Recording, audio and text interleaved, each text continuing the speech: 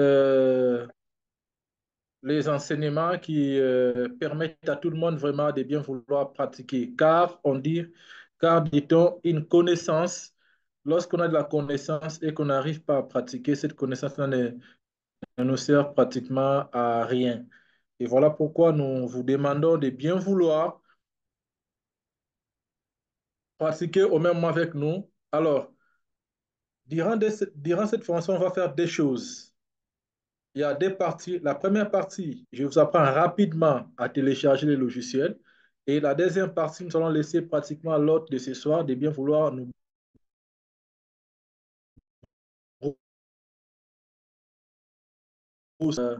sur la régression logistique. Comme vous le savez bien, la régression logistique fait partie des techniques de modélisation en médecine. Pratiquement en médecine, on utilise la régression logistique binaire pour prédire pratiquement l'avenir à fonction des données que nous avons en main pratiquement. Il est vraiment important que vous l'appreniez, beaucoup plus utilisé dans le domaine de la recherche, mais aussi dans le domaine de surveillance épidémiologique pour pouvoir suivre les tendances et aussi avoir l'idée sur l'avenir.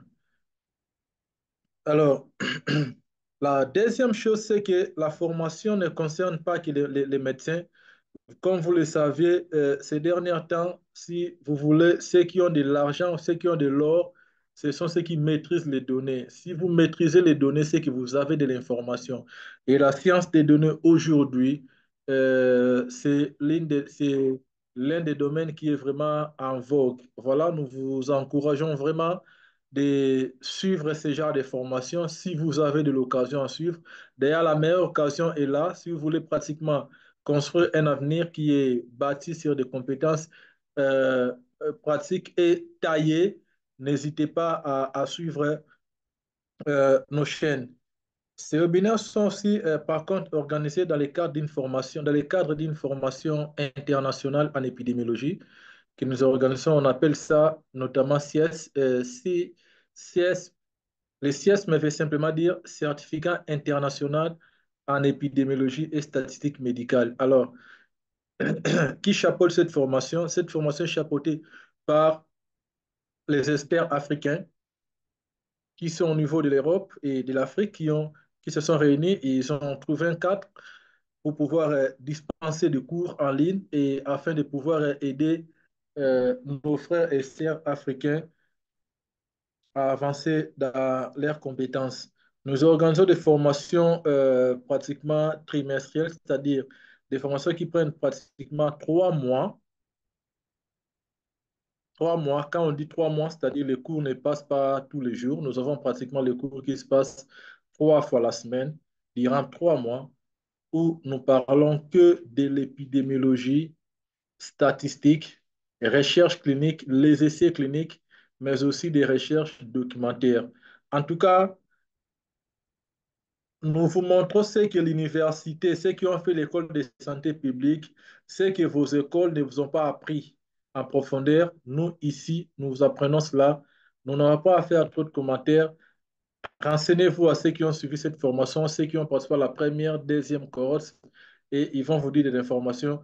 Et depuis que nous avons commencé, depuis l'année passée, nous avons pratiquement formé plus de 150 espère à renforcer, former et renforcer en capacité durant nos formations ici.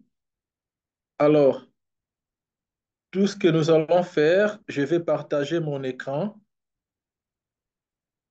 et vous montrer rapidement comment télécharger GrayTL. Peut-être vous posez des questions à savoir, c'est quoi GrayTL, c'est quoi GrayTL, GrayTL encore, c'est quoi?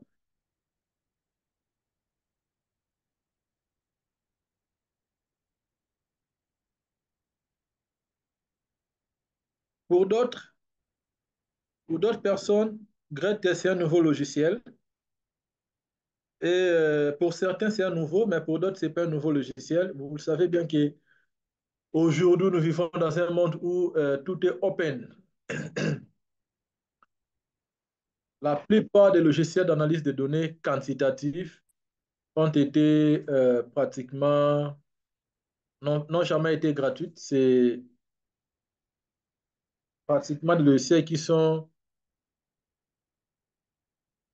des logiciels qui sont pratiquement ce qu'on appelle logiciels payants.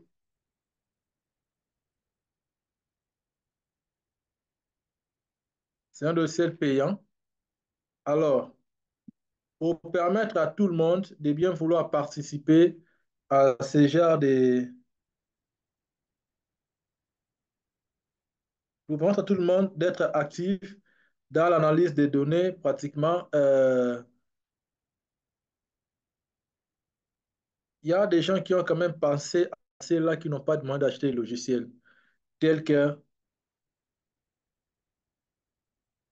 acheter Gretel, tels que RStudio, tels que les logiciels comme les JASP, logiciels comme Jamovi et tant d'autres qu'on peut utiliser. Ce soir, nous avons l'honneur de vous apprendre à travailler notamment sur Gretel, qui est un logiciel tellement dédié à la modélisation. Moi, je l'ai appris par l'entremise de l'orateur de ce soir, qui est Dr. Horace de Novi. Lui aussi a appris ce logiciel aux États-Unis et en revenant, c'est lui qui me l'a appris à l'utiliser. Ça fait vraiment très, très bien la modélisation. Les économistes l'utilisent. D'ailleurs, c'est créé par les économistes, les économistes mathématiciens parce qu'ils utilisent pour faire, euh, comment on les appelle, l'analyse des données quantitatives, les prévisions, les séries temporelles. Il est beaucoup plus utilisé. Alors, on vous apprend à utiliser ce logiciel et l'orateur de ce soir, de son côté, apportera une base de données à laquelle nous allons tous y travailler. Alors, pour le faire, vous devez aller sur Google, vous écrivez Gretel, comme je l'ai écrit. Gretel for ceux qui ont Windows, ils doivent écrire Gretel for Windows. Ceux qui ont Mac, ils doivent écrire Gretel for Mac. Moi, je prends for Windows. Et voilà, je viens là. En première ligne, je trouve pratiquement Gretel version 1.9, 1.4. Il est utilisé pour Windows XP ou les autres.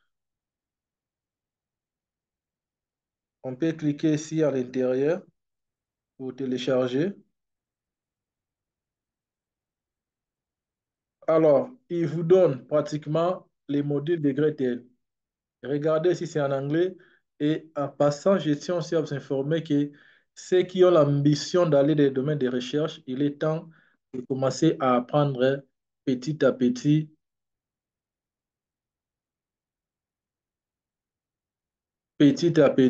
l'anglais. Parce que la plupart des choses, comme ce n'est pas nous qui les créons, nous francophones, ce n'est pas nous qui les créons, c'est pratiquement les anglophones. Apprenons aussi à comprendre l'anglais. Aujourd'hui, l'Afrique est séparée en deux parties. L'Afrique anglophone, ils sont pratiquement avancés dans les domaines de la science et publication que l'Afrique francophone. Alors, on doit aussi conjuguer les mêmes efforts pour être au même niveau. Être à ce niveau ici pour Gretel, qu'est-ce qui se fait? Vous devez pratiquement aller, si votre Windows est la version 64, si votre Windows est de version 64, regardez ici, vous avez la version récente, c'est la version publiée le 21 mai 2024. Elle est là, vous la prenez, une fois cliqué, votre logiciel va commencer à se télécharger. Ça vous ramène ici pour télécharger.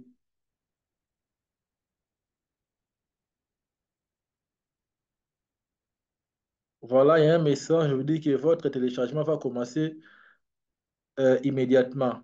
C'est là, c'est déjà commencé.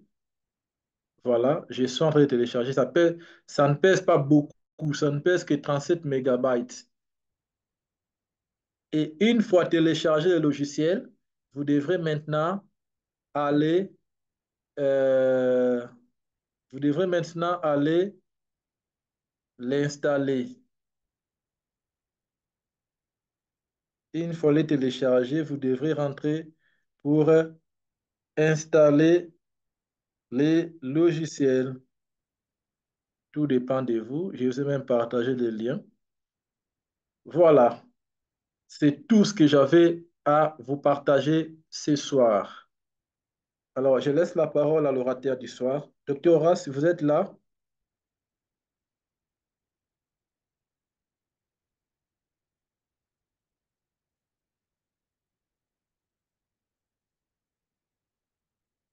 Est-ce que Docteur Horace est dans la salle?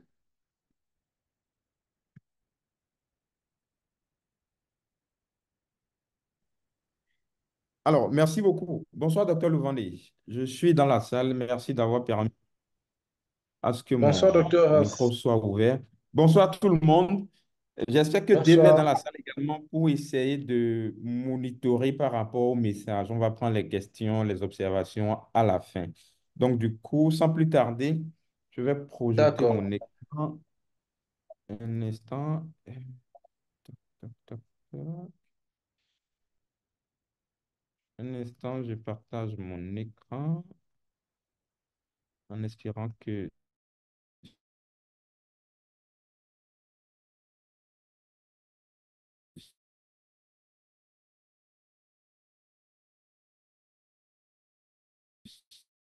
ça aille.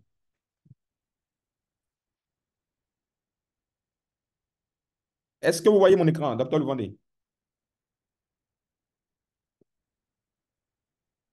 Répondez-moi s'il vous plaît. Est-ce que mon écran est visible? Ok, super. Alors, donc du coup, je vais commencer. Donc ce soir, on va échanger par rapport à la régression logistique en santé mondiale avec une emphase particulière que nous allons faire sur un nouveau logiciel, donc Gretel, que je vais rapidement présenter. Et merci au docteur Louvandé d'avoir organisé tout ce qui est logistique et tout. Vraiment un grand merci pour votre dynamisme et votre sens de responsabilité pour mobiliser les équipes derrière. Merci également à Dave pour tout le boulot de community management derrière. Nous vous Généralement, quand nous remercions parlons aussi pour votre temps. merci. Généralement, quand nous parlons de modélisation, ça fait peur, généralement aux professionnels de santé, que ce soit médecins, infirmiers euh, ou assistants sociaux, tous ceux qui, ou socio-anthropologues de la santé, les gens ont peur en réalité de la modélisation. Ça a l'air d'être quelque chose de d'ésotérique. Non, il n'y a rien. Vous allez voir ce soir, c'est assez limpide, c'est assez intuitif. Et tout agent de santé ou tout professionnel de santé peut quand même essayer de comprendre et d'appliquer déjà à son niveau de modèles réels d'impact afin de pouvoir tirer des insights pour apporter une plus-value d'abord pour lui-même, pour sa carrière et également dans sa communauté. D'accord?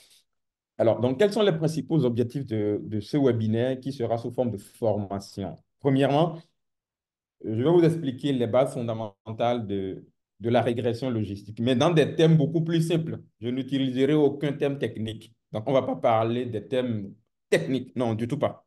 D'accord?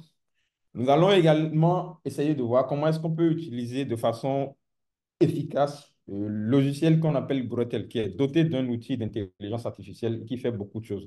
Et qui dit Gretel, c'est pour tout le monde. C'est pour madame tout le monde. C'est pour monsieur tout le monde. Simplement des gens qui n'ont pas forcément envie d'aller apprendre à coder, d'aller apprendre à écrire de longs scripts. On n'a plus besoin de ça aujourd'hui. Aujourd'hui, en 2024, on peut faire tout ce qu'on peut faire tout ce qu'on pouvait faire en apprenant à coder avec le R, Starta, et on peut faire ça aujourd'hui avec des outils beaucoup plus performants et beaucoup plus de facilité sans pouvoir apprendre à une seule ligne de code.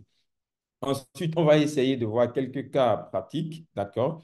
Et bien sûr, à ne pas oublier, tout ce que nous allons apprendre ce soir, c'est dans l'objectif de vous aider à booster vos compétences qui sont recherchées en matière d'analyse de données, de valorisation de vos études, de vos insights et de votre carrière. Comme l'a dit Dr. Levandé, aujourd'hui, en 2024 et dans les 10 années à venir, l'or noir, c'est les data. Hein. C'est ce qui rend dingue, que ce soit les gouvernements, les gouvernants, les politiques, les décideurs, les chefs d'entreprise, les directeurs d'hôpitaux, les chefs de projet, ce qui fait courir tout le monde, c'est les données. Ça, j'espère que vous le savez. Comment est-ce qu'on peut tirer le maximum des données? Comment est-ce qu'on peut tirer les meilleurs insights des données pour avoir un impact plus percutant, quel que soit le secteur d'activité? Donc, parler des données aujourd'hui, ce n'est pas une question de uniquement des spécialistes en analyse de données. Ce n'est pas uniquement pour les informaticiens, ce n'est pas seulement pour les statisticiens, mais c'est pour toute personne qui veut quand même prendre le train en marche. Donc, c'est aussi pour objectif de booster votre carrière internationale. Il faut le rappeler également, nous sommes à l'ère de l'intelligence artificielle, donc on doit pouvoir utiliser des techniques modernes d'analyse, donc on doit pouvoir faire plus avec beaucoup moins de temps et beaucoup moins d'efforts mental, si je peux le dire. Nous offrons également l'occasion pour vous de réseauter et d'apprendre de façon collaborative. Ça veut dire quoi? C'est déjà un creuset qu'on est en train de mettre en place pour que tous les professionnels aguerris de santé publique, d'intervention en santé, en Afrique, en l'occurrence, dans un premier temps, en Afrique francophone, puissent interagir, travailler, s'entraider sur des projets collaboratifs à court, à moyen et long terme, que les gens soient au Congo, que les gens soient au Cameroun, au Bénin, en Côte d'Ivoire, qu'on puisse quand même travailler pour le bonheur du continent africain. C'est très important. Je ne cesserai jamais de le rappeler. J'ai eu la chance de faire des études dans pas mal de pays en Occident, que ce soit en Europe ou en Amérique. J'ai eu la chance, je continue de travailler en Europe et aussi par ailleurs en Amérique et aussi en Afrique. Je peux vous dire, chaque continent a ses problèmes. Les Européens ont leurs problèmes, les Américains ont leurs problèmes. Et aucun Américain, aucun Européen ne viendra en Afrique régler les problèmes de l'Afrique. Ça, vous pouvez aller écrire. Si vous voyez un Européen, un Américain en Afrique, c'est pour ses propres intérêts, déguisés ou clairs. Donc, il faut que les Africains sachent que on doit monter en compétences, on doit maîtriser tout ce qu'on peut maîtriser, on doit aller prendre les technologies partout pour pouvoir développer le continent. Et c'est ça, nous, notre mission au CISM, d'accord? Cette formation ou ce webinaire, vous pouvez demander un certificat pour quand même valoriser ça dans votre CV, ça se fait, d'accord? Et ça sera vraiment un plus pour vous, pour votre CV. Sans plus tarder, nous allons plonger en même temps dans l'essentiel pour dire, lorsque nous parlons de régression logistique, il faut simplement savoir que c'est technique, d'accord? C'est une technique. Docteur Louvandé, est-ce que c'est Dave? Il y a quelqu'un qui a mis un crayon sur l'écran pour moi. Et vous pouvez me nettoyer ça, s'il vous plaît. Je ne sais pas si c'est Dave ou bien c'est vous. Essayez de me corriger ça. Je vois un crayon rouge sur l'écran. Essayez de me corriger ça.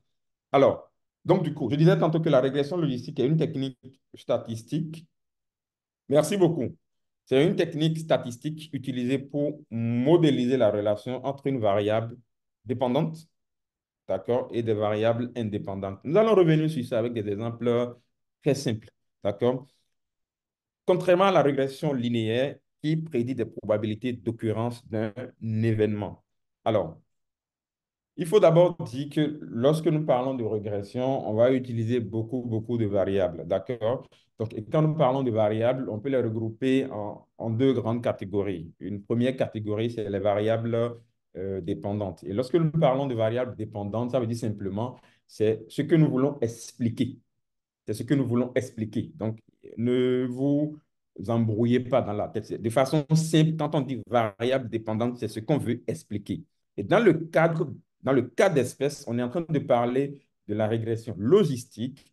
La variable dépendante qu'on veut expliquer doit être binaire. De façon simple, ça veut dire quoi? Je veux savoir, est-ce que le nouveau vaccin que une firme pharmaceutique a mis au point et disponible sur le marché. Je veux savoir simplement, est-ce que ce vaccin est efficace, oui ou non? C'est aussi simple que ça. Donc, ne vous embrouillez du tout pas. C'est ce que ça veut dire. J'ai un nouveau traitement. Je veux savoir, est-ce que le nouveau traitement est efficace, oui ou non? Donc, c'est ça la variable dépendante binaire lorsqu'on est en train de parler d'un modèle de régression logistique. D'accord? Alors, la différence avec un modèle de régression logistique, c'est que comparé à un modèle de régression linéaire, le modèle de régression logistique a pour rôle de prédire la probabilité d'occurrence d'un événement. Ça veut dire simplement toi, quoi? Quelle est la probabilité pour que le nouveau vaccin, d'accord, ou le nouveau médicament qui est mis sur le marché soit plus efficace ou pas? Donc, c'est aussi simple que ça. Nous allons voir des cas pratiques tout à l'heure. Vous allez mieux comprendre. Et on va l'appliquer également avec une base de données assez simple dans Gretel. Lorsqu'on fait un modèle de régression, je viens de l'expliquer, le fondement même, c'est juste une introduction, d'accord? Le fondement même de la régression logistique, c'est qu'on aura des chiffres qui vont sortir, c'est-à-dire des coefficients, d'accord? Et ces coefficients il y a une manière de les analyser, il y a une manière de les interpréter. Donc, de façon concrète, je vais vous montrer avec des exemples, vous allez comprendre qu'en réalité, ce n'est pas fameux, ce n'est pas ésotérique. Il n'y a rien de magique, d'accord? Donc, quand j'ai un coefficient qui est positif, qu'est-ce que cela veut dire? Quand j'ai un coefficient qui est négatif, qu'est-ce que cela veut dire? Lorsque j'ai un coefficient qui est beaucoup plus élevé comparé à un autre coefficient, ça veut dire quoi? En termes très clairs. Donc, ce soir, nous allons sortir des thèmes techniques, d'accord, et essayer de les expliquer dans un langage assez courant pour que tout le monde puisse comprendre. Mais attention, il y a des règles. Il y a des règles. Je pourrais dire, c'est comme un protocole, c'est comme un guideline, d'accord, que nous utilisons à l'international pour que quand je vais construire un modèle pour prédire, par exemple, si un médicament qui est mis sur le marché est plus efficace ou pas, un vaccin est plus efficace ou pas, euh, ce n'est pas que les médicaments et les vaccins. Lorsqu'on parle de modèle, les gens pensent tout le temps, tout de suite à rien qu'aux interventions. Mais non, même une simple sensibilisation. Je peux essayer de faire un modèle pour voir est-ce que le fait de sensibiliser telle communauté, ça améliore un état de santé ou pas. D'accord? Je peux prendre par exemple les campagnes de distribution des moustiquaires. Je peux essayer de voir avec un modèle, est-ce que le fait qu'on a distribué de la moustiquaire cette période, est-ce que cela a contribué à diminuer par exemple l'incidence du paludisme, oui ou non? Donc, on pourra voir ça. Donc, faire un modèle, c'est vraiment dans tous les sens et avec toutes les thématiques possibles que nous pourrions essayer de faire. Donc, les règles à suivre d'abord, c'est qu'il faut que les observations, quand je parle d'observation, c'est-à-dire les variables indépendantes. Au départ, j'ai dit, lorsque nous parlons de variables dépendantes, c'est ce que nous voulons expliquer en termes très clairs. Maintenant, ce que nous voulons expliquer, il faut des éléments, il faut des variables pour expliquer cela. Donc, les variables que nous allons utiliser pour expliquer ce que nous voulons expliquer, c'est ça que nous allons appeler les variables indépendantes. Mais attention, il faut que ces variables-là soient d'abord elles-mêmes indépendantes. Donc, nous allons voir des exemples tout à l'heure. Donc, première règle ou première assumption, si vous voulez en anglais, c'est que les observations que nous allons utiliser doivent être indépendantes. Alors, il existe également une relation linéaire entre les variables indépendantes et le logarithme des côtes de la variable. On va revenir sur ça. Et en dernier ressort, je l'ai déjà dit à plusieurs reprises, lorsqu'on est en train de vouloir faire une régression logistique, la différence fondamentale avec la régression linéaire, par exemple, c'est que votre variable dépendante, c'est-à-dire la variable que vous voulez expliquer, doit être binaire. Donc, c'est oui ou non. Oui ou non. Est-ce que le vaccin est efficace? Oui ou non. Est-ce que la campagne de distribution de moustiquaires est efficace? Oui ou non. On ne sait pas. D'accord? Donc, c'est ce que nous pouvons dire. Alors, après avoir rappelé les bases, et ça c'est vraiment de façon liminaire, je ne suis pas allé en détail parce que ce n'est pas en 1 heure et demie qu'on va faire un cours complet détaillé sur la modélisation. Là, on va revenir là-dessus lors du certificat. C'est 3 mois, donc on a beaucoup plus le temps. Mais ce soir, vous allez quand même comprendre l'essentiel et dès demain matin, chacun peut déjà de façon indépendante appliquer cela et il va voir la magie qui est derrière la modélisation. D'accord? Nous allons parler maintenant de quelques importances de la modélisation en santé mondiale. Première des choses, il faut savoir que on peut faire de la modélisation pour identifier des facteurs de risque. Donc, la régression logistique, je rappelle, quand on parle de régression, nous en avons pratiquement près d'une quarantaine. On a plein de régressions. Mais la régression que nous utilisons beaucoup en santé publique mondiale, partout sur les 4 ou 5 continents, c'est la régression logistique. Donc, c'est pourquoi on a mis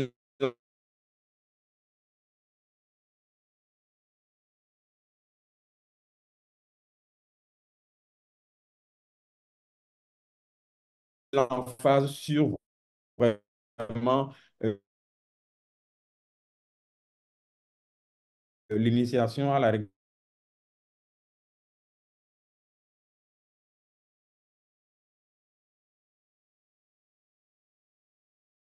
aux États-Unis, partout, d'accord?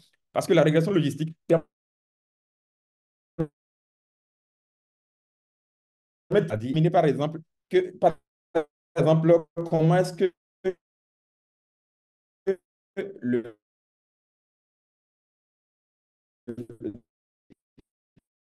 à prendre des décisions éclairées dans le milieu hospitalier et que nous avions un traitement donné depuis plusieurs mois, plusieurs années. Et on remarque par exemple que certains patients reviennent en se plaignant. certains patients reviennent avec des effets secondaires, ou bien on remarque simplement qu'il y a un problème de résistance. Là, on ne va pas se fier uniquement à ce que les patients ont dit pour changer le traitement, mais on peut se baser sur un modèle de régression avec les données qu'on va collecter pour dire, OK, en fonction des résultats de notre modèle, tel traitement, nous ne devons plus faire ça. Et là, ça peut contribuer même à changer la donne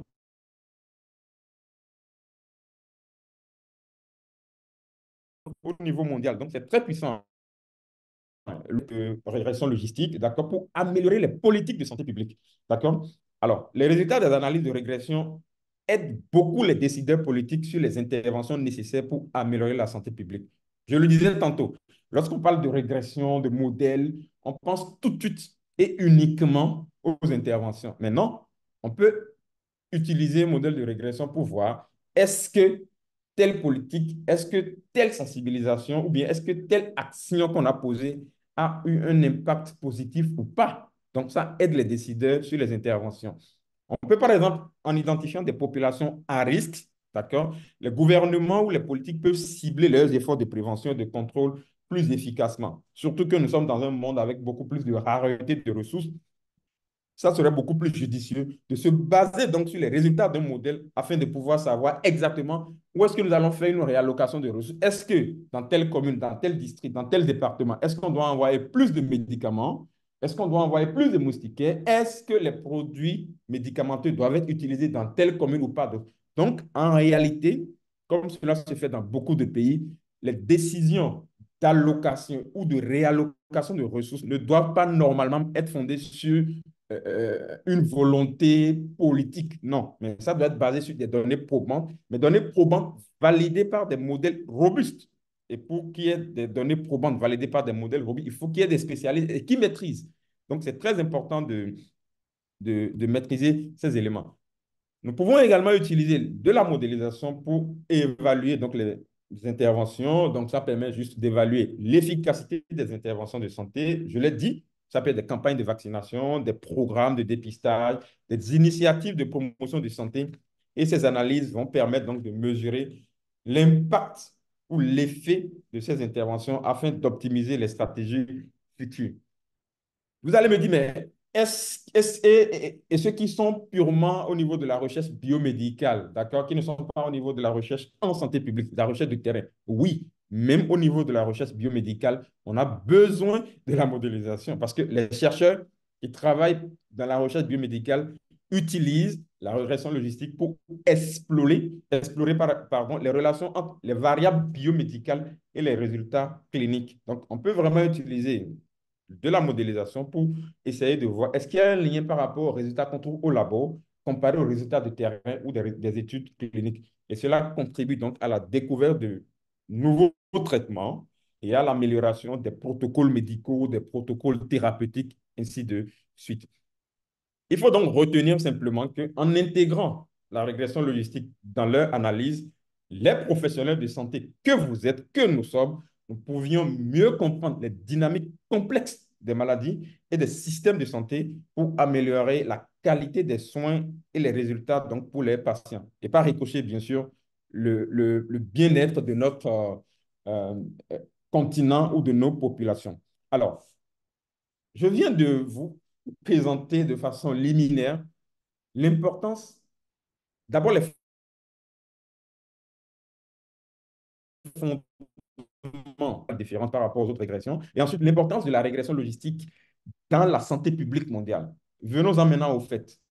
L'utilisation de l'outil Gretel, du logiciel Gretel, pour pouvoir quand même appliquer tout ça avec des cas concrets. D'accord?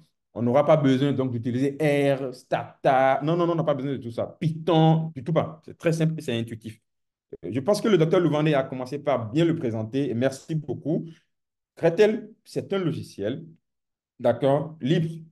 Donc, libre, ça veut dire que vous n'aurez absolument rien à payer. Open source, donc vous pouvez juste aller sur Google, télécharger, et qui à la base est destiné à l'analyse statistique et économique. Mais avec le temps, avec le développement de beaucoup d'algorithmes, donc aujourd'hui, on peut faire beaucoup de choses avec Gretel, d'accord? Et il offre une interface convivial pour l'analyse des données et la modélisation statistique, avec un accent particulier sur les séries temporelles et les régressions. Donc, vraiment, Gretel est le logiciel qu'il faut en 2024 si vous n'êtes pas un geek, c'est-à-dire si vous n'êtes pas un fameux stat, vous n'avez pas fait de grosses analyses avec des équations, avec des scripts dans R, dans Stata. Franchement, Gretel, c'est pour vous.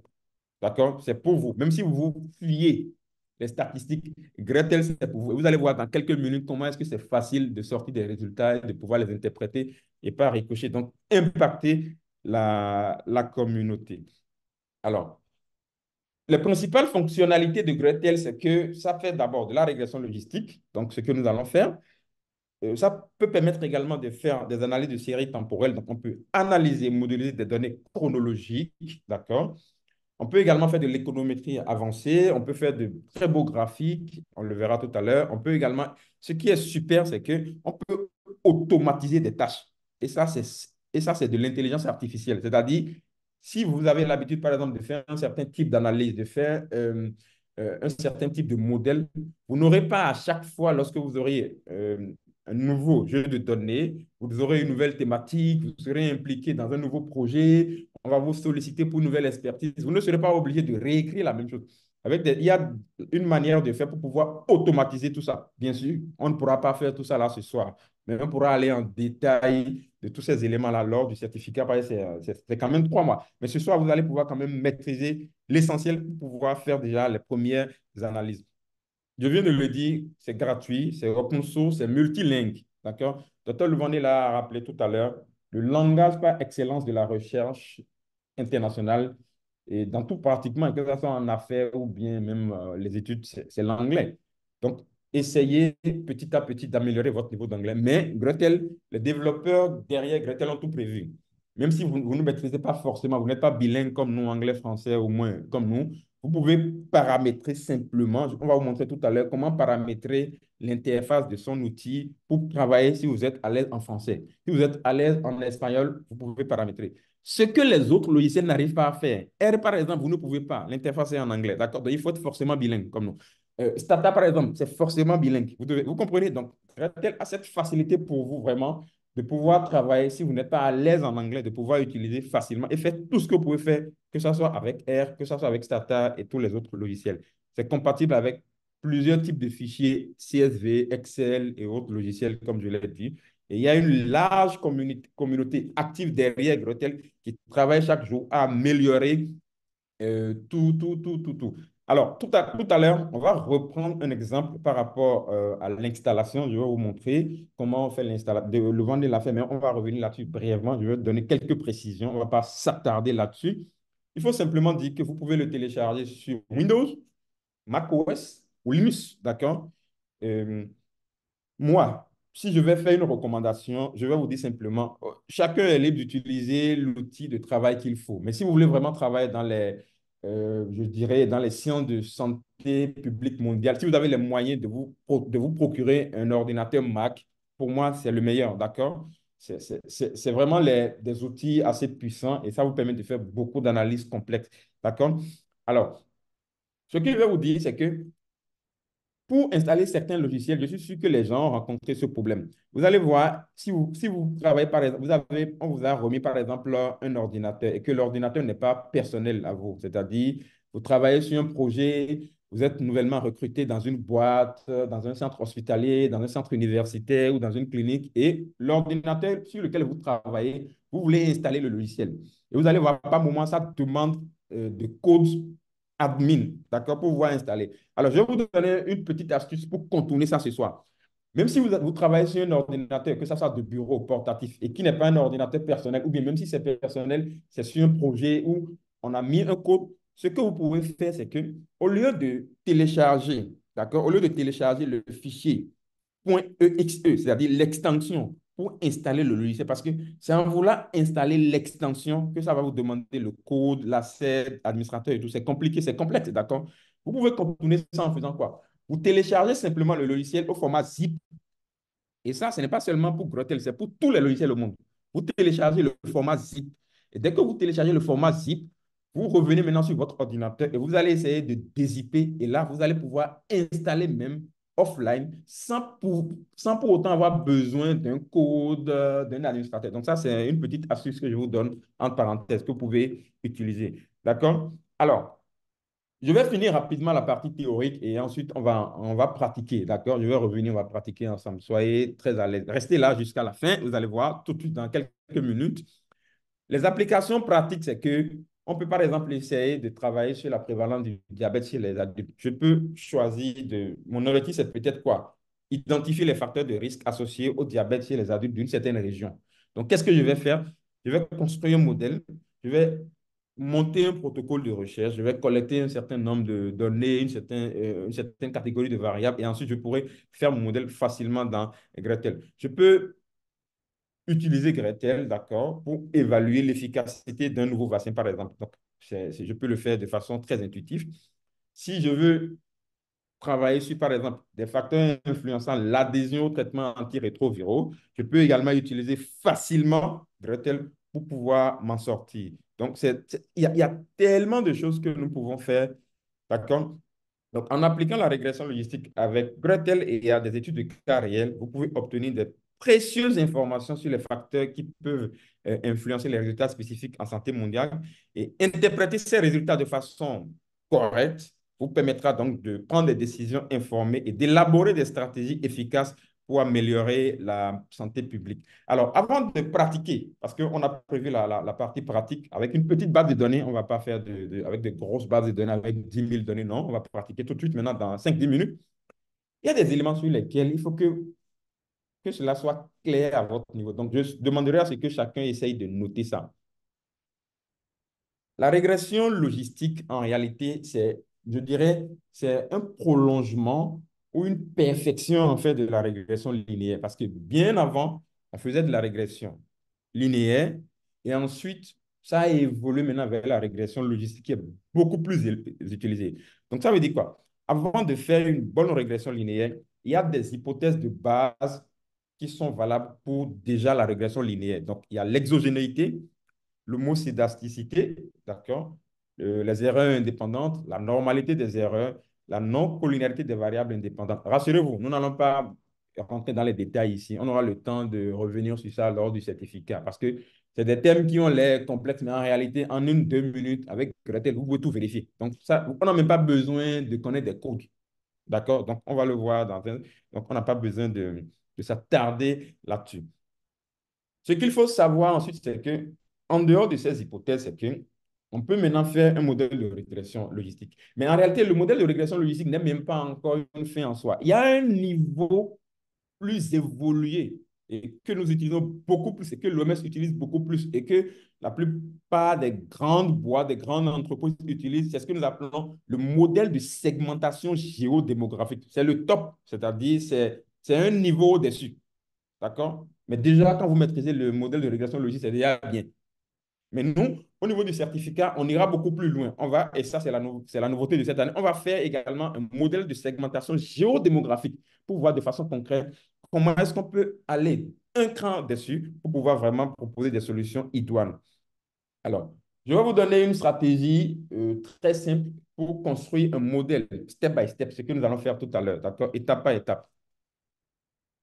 Il y a plusieurs manières de faire les modèles. Vous allez peut-être, ou bien vous aviez eu déjà lu dans plusieurs bouquins ou bien sur le net, mais moi, je peux regrouper les différents modèles que nous pouvons faire en 5 grandes catégories.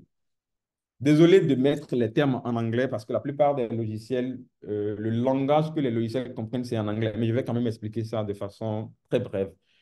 Le premier euh, méthode de construction d'un modèle, c'est ce que nous appelons all-in. All-in, c'est moi-même qui l'ai choisi de l'appeler comme ça n'existe nulle part. All-in, ça veut dire quoi? Je mets toutes les variables indépendantes, c'est-à-dire toutes les variables qui peuvent expliquer si, par exemple, oui ou non, le vaccin est efficace, si oui ou non, le traitement est efficace. Je mets toutes ces variables dans le modèle. Ça, c'est la première manière de faire. Deuxième méthode, c'est ce que nous appelons le backward elimination. D'accord? Troisième, c'est forward selection. Quatrième, c'est le bidirectional elimination. Et le cinquième, c'est le score comparison. D'accord? Par moment, les 3 méthodes ici, on peut les regrouper encore sous le vocable de stepwise regression. D'accord? Je vais revenir là-dessus de façon très simple. Vous allez voir un exemple. Alors, all-in, ça veut dire quoi? C'est-à-dire, Vous travaillez simplement sur un jeu de données, un projet, dans une boîte, dans une entreprise, dans un centre de santé, dans une organisation internationale où celui qui vous emploie dit, je veux que vous essayiez d'identifier parmi tel facteur, quels sont les facteurs qui peuvent expliquer le mieux tel problème. Donc là, on ne vous donne pas forcément le choix. Ça veut dire que vous mettez toutes les variables collectées, vous mettez ça dans le modèle. C'est ça on appelle simplement le all-in. Donc, rien d'extraordinaire. Là, ce n'est pas vous qui décidez, d'accord? Et c'est un peu comme la première étape même, parce que c'est ça qu'on utilise pour faire ensuite les autres méthodes. Alors, deuxième méthode possible de faire donc un modèle, le backward elimination, c'est que c'est en 5 étapes. Regardez très bien, 5 étapes. Première étape, qu'est-ce que nous allons faire? On va choisir un seuil et on va dire, dès qu'on atteint ce seuil, on peut dire que chaque variable qui atteint ce seuil-là peut rester dans notre modèle. D'accord? Généralement, le seuil qu'on prend, c'est 5%, donc 0,05. Alors, deuxième étape, après avoir choisi le seuil, qu'est-ce que nous allons faire? On va remplir donc toutes les variables, d'accord, qui peuvent expliquer notre variable dépendante, on va essayer de les mettre dans le modèle. Et ensuite, on va essayer de voir maintenant quelles sont les variables qui ont un niveau de seuil beaucoup plus élevé. On va essayer de les enlever un à un, jusqu'à ce que nous ayons maintenant quelque chose de plus cohérent. D'accord? Nous pouvons également faire le phénomène inverse, c'est-à-dire le forward selection. Donc ça, c'est le phénomène inverse. Ici, on ne commencera pas forcément par, c'est-à-dire une à une les variables. Excusez-moi, mais ce qu'on va faire ici, c'est que après avoir choisi le seuil, on construit plusieurs modèles. Donc, si j'ai par exemple 5 variables indépendantes, qu'est-ce que je vais faire? Je prends la variable dépendante, par exemple, vaccin efficace, oui ou non, que je veux tester. Je prends maintenant une première variable indépendante. Je fais un premier modèle. Je vais regarder le résultat. Je prends ensuite une deuxième variable indépendante. Je teste séparément. Et en fonction des résultats, on essaie de trouver le modèle qui est le plus cohérent. D'accord? Autre manière de faire, c'est qu'on essaye de faire les deux en même temps. Rassurez-vous, la bonne nouvelle, c'est que ce n'est pas des choses qu'on fait à la main. Moi, je suis en train de juste de vous expliquer ça, d'accord? Gretel nous fait tout. Donc, ce n'est pas que vous allez faire ça à la main, non, du tout pas. Gretel nous fait tout ça, d'accord? Et le dernier modèle, c'est que c'est un peu l'inverse de l'autre. C'est-à-dire, je choisis un critère de qualité d'ajustement, par exemple, un critère d'archaïque, et j'essaye maintenant de construire les différents modèles. Mais là, c'est normalement, c'est la meilleure méthode de modélisation. Mais personne ne fait ça au monde parce que c'est fastidieux. D'accord? Si par exemple, j'ai une base de données où j'ai 10 colonnes, vous voyez, vous devez faire jusqu'à 2 puissance n-1 combinaison. Donc, vous devez faire jusqu'à 1023 modèles. Personne ne fait ça au monde, personne. Donc, rassurez-vous. Mais c'est le modèle vraiment le plus euh, correct qu'on pourrait avoir. Alors, deux autres éléments avant qu'on ne pratique, c'est que c'est ce que nous appelons la matrice de confusion. Ça veut dire quoi? Lorsqu'on fait un modèle, il y a ce que le modèle prédit. Je vous ai dit au départ, le modèle de régression, c'est ce modèle qui donne la probabilité de survenue d'un événement. Donc, vous avez une base de données, vous avez des événements de santé sur lesquels vous avez collecté des données. Imaginez un instant que sur 10 réponses, d'accord, votre modèle arrive à prédire 7 bonnes réponses et 3 mauvaises réponses. D'accord? Donc, c'est de là que vient l'importance des matrices de confusion.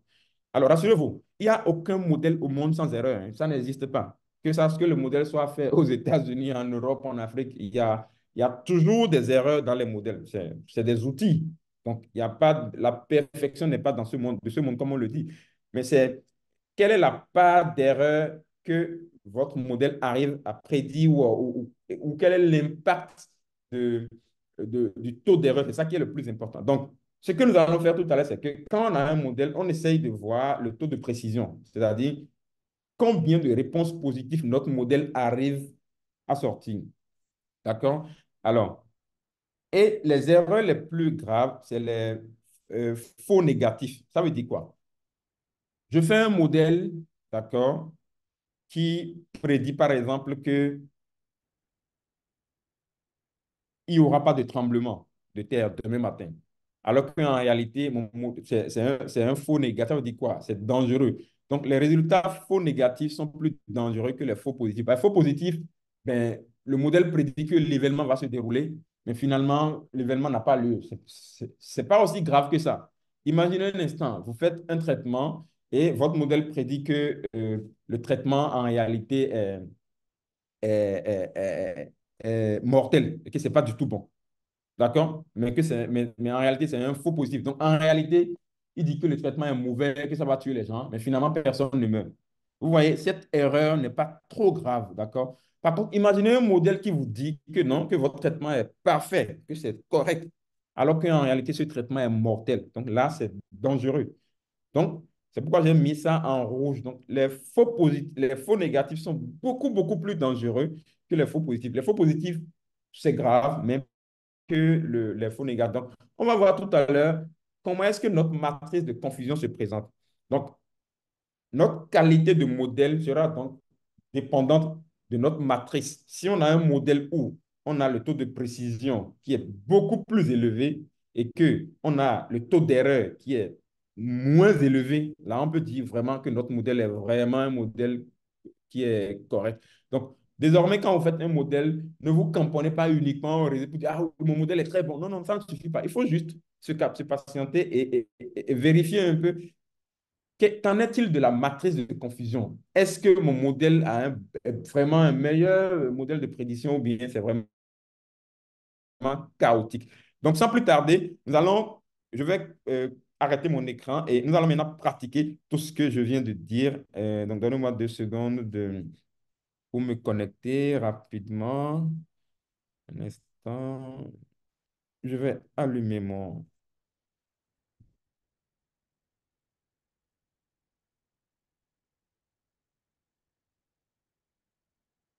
Hop là. Donc, du coup, c'est bon.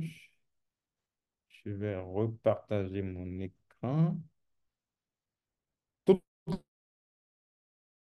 les questions, on va les prendre tout à l'heure. Donc, rassurez-vous, chers amis. On va les prendre.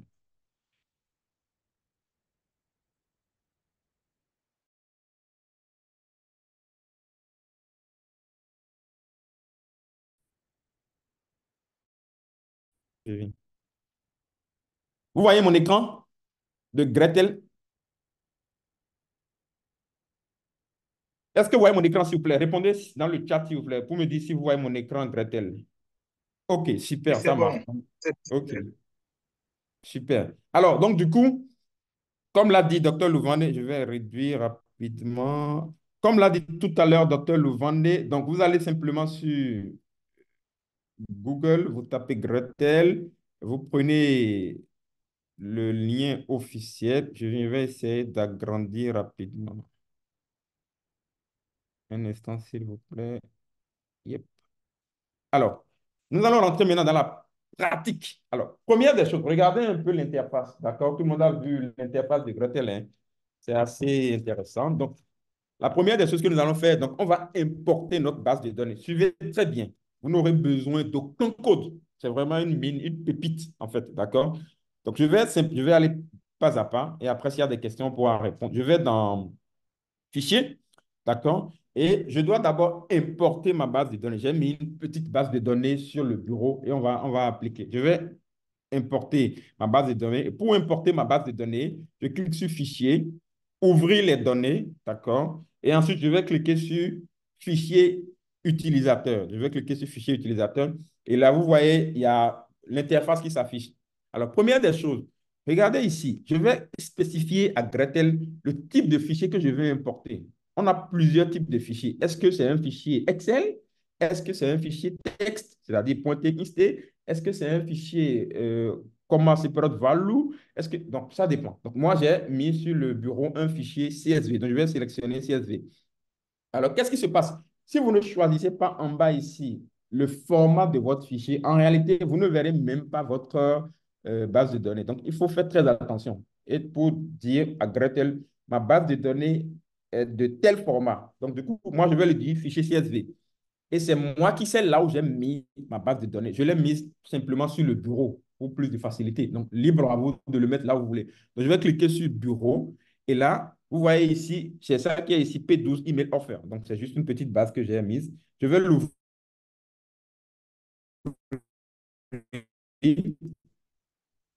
Alors, dès que vous cliquez sur ouvrir, Gretel vous affiche quelque chose.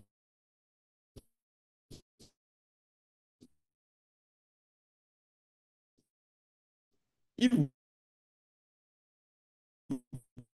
dit que l'entête et que c'est après l'entête maintenant qu'il y a les données. Tout le monde est d'accord avec moi que généralement pour nos bases de données, c'est comme ça que nous faisons. Il y a l'entête et ensuite il y a les bases de données.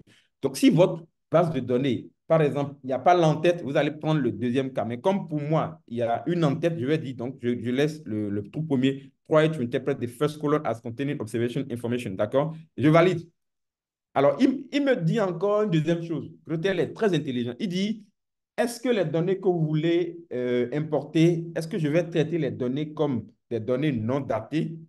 Est-ce que vous souhaitez que je traite les données comme du panel ou des séries temporelles? Non, moi, les données que je veux importer, ce n'est pas des séries temporelles. Donc, c'est de vraies données, de simples données. Donc, je vais lui dire non. Donc, importe-moi simplement comme en tête et simplement. Je ne veux pas de série. Ce n'est pas une série. Alors, donc du coup, je viens d'importer ma base de données. C'est une très petite base de données. Je n'ai que trois variables, d'accord? C'est un exercice. On fera beaucoup, beaucoup plus que ça lors du certificat. J'ai une variable indépendante, j'ai deux variables indépendantes et une variable dépendante qui est forcément binaire parce qu'on veut faire un modèle de régression logistique. Alors, quand vous regardez un peu Gretel, et c'est ce que Gretel offre et que les autres n'ont pas, Gretel vous dit déjà tout ce qu'il y a dedans, hein. Il vous dit que j'ai une base de données de 100 observations. Il dit que la ligne la plus longue contient 23 caractères et que le premier champ, c'est âge, que j'ai trois colonnes, je viens de dire ça, et que j'ai trois variables, vous voyez, nombre de lignes non vides, 101, d'accord? Donc, tout est plein. Il n'y a pas de variable manquante ici. Il dit quel lien, âge, gender, took action. D'accord? Alors, je vous explique donc ma petite base de données. C'est juste une base d'une entreprise. C'est une boîte qui a essayé d'envoyer un mail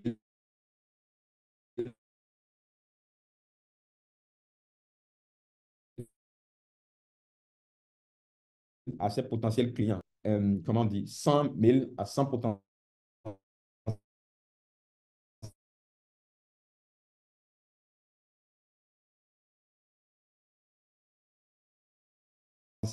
Cliquez sur le lien ou